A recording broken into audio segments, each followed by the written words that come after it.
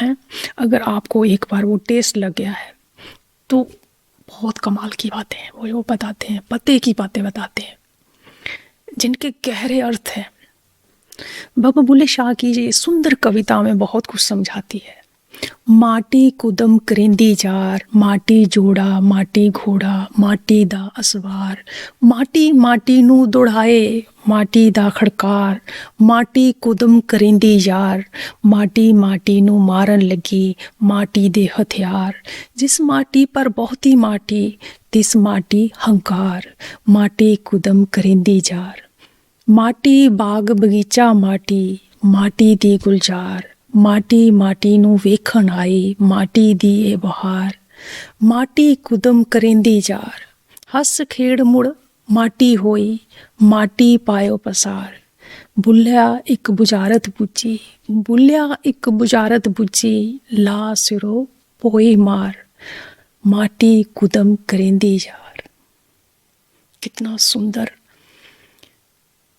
बाबा बुल्ले शाह ने माँ की ये व्याख्या लिखी है। बहुत अद्भुत ये लफ्ज़, एक एक लफ्ज़ मोतियों की तरह है, कैसे परोया है उन्होंने माला में। ये वो ही समझ सकता है जो इसकी गहराई को जानता है। सारी कविता एक ही लफ्ज़, माटी, सब माटी का पसारा है। बाबा बुल्ले शाह कहते इस संसार में जो कुछ भी हो रहा है बस माटी की वजह से हो रहा है। माटी कुदम करेंदी यार, इस माँ की वजह से सब कुछ हो रहा है।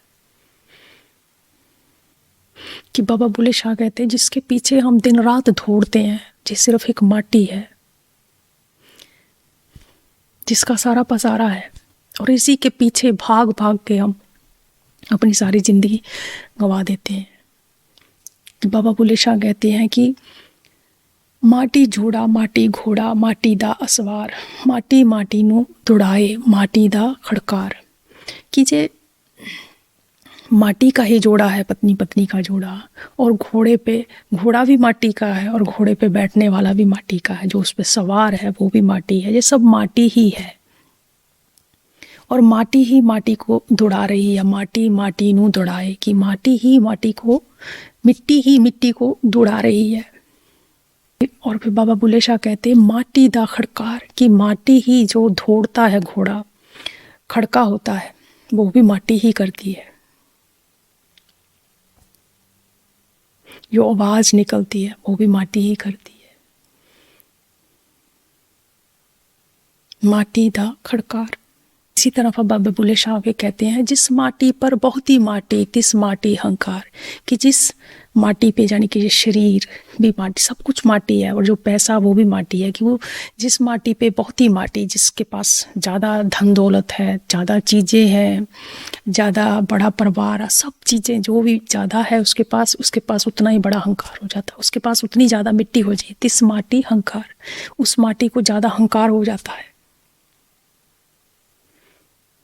उस मिट्टी को ज़्यादा अहंकार हो जाता है, क्योंकि उस पे पक्के पास ज़्यादा मिट्टी हो गई है। यहाँ बाबा बुल्ले शाह कहते हैं कि तुम सोचते हो कि मेरे पास धन दौलत ज़्यादा आ गई है, मेरे पास ये सिद्धियाँ आ गई हैं, रिद्धियाँ आ गई हैं, ये मेरे को मिल गया, मेरे को वो मिल गया है, लेकिन आखिरकार ये सब मिट्टी है। ये मकान, ये झोंपड़ी, जो भी आप लेकर बैठे हो, धन दौलत जो भी जिसके पर तुम इतना अहंकार करते हो, ये मिट्टी ही है। मिट्टी ने और मिट्टी इकट्ठी कर ली है, आखिरकार ये भी मिट्टी ही है, मिट्टी हो जाएगी। और उसी वजह से ये मिट्टी ही मिट्टी का अहंकार कर रही है। फिर बाबा बुल्ले शाह कहते हैं माटी बाग बगीचा माटी, माटी दी गुलजार, कि ये माटी का ही सारा गुलजार है जो चारों तरफ नजर आता है, और माटी की ये चारों तरफ बहार है। जो बाग बगीचे, जो फूल, जो फल, ये सुंदरता, सब कुछ माटी से ही उत्पन्न हुआ है, और माटी ही है। एक दिन माटी में मिल जाता है, जैसे फूल खिलता है फिर माटी हो जाता है, इंसान जन्मता है फिर माटी हो जाता है, हर चीज़ फिर मिट्टी में मिल जाती है, उसी से मिट्टी से उठती है, उसी मिट्टी में भी मिल जाती है। ये कह रहे हैं बाबा बुल्ले शाह। तो फिर बाबा बुल्ले शाह कि जब तुम्हारे पास ज़्यादा मिट्टी आ जाती है तो तुम उसी मिट्टी का अहंकार करने लग जाते हो, मिट्टी ही मिट्टी का अहंकार करने लग जाती है।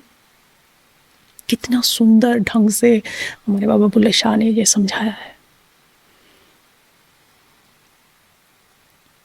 ये सब बाहर जो दुनिया में नज़र आती है, जिस पर हम इतना गर्व करते हैं, जिस पर कितना अहंकार करते हैं, मेरा है, ये मिट्टी ही है, मिट्टी का अहंकार कर रही है। फिर बाबा बुल्ले शाह आगे कहते हैं, हस खेड़ मुड़ माटी होयो, माटी पायो पसार, बुल्लिया एक बुझारत बुझी, ला सिरों पोई मार। कि बाबा बुल्ले शाह कहते हैं कि हंस खेड़ के सब कुछ जो भी हम करते हैं, यही मिट्टी हंसती है, यही मिट्टी खेड़ती है, और यही मिट्टी ने सारा पसारा पाया हुआ है, और मुड़कर यही मिट्टी मिट्टी हो जाती है। हंस खेड़ मुड़ माटी हुई। बाबा बुल्ले शाह कह रहे हैं कि बुल्लिया एक बुझारत बूझी, कि बाबा बुल्ले शाह खुद से ही कह रहे हैं कि मैंने एक बुझारत को बूझ लिया है। बुझारतें होती है ना, जो उससे कुछ मीनिंग निकलता है, उससे बूझते हैं उसे, जैसे ना पता लगाते हैं कि इसका आंसर क्या है। जैसे कि बाबा बुल्ले शाह कहते हैं कि मैंने उस पहेली को बूझ लिया है,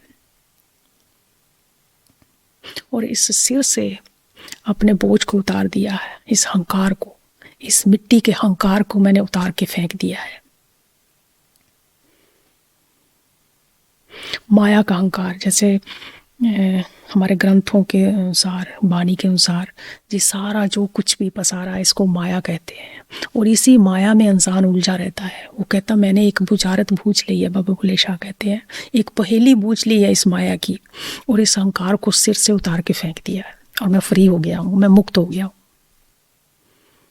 फिर आगे चल के हम देखेंगे कि कैसे उससे मुक्त हुआ जाता है। कितना सुंदर व्याख्या की है, कितना सुंदर बताया हमारे बाबा बुल्ले शाह ने।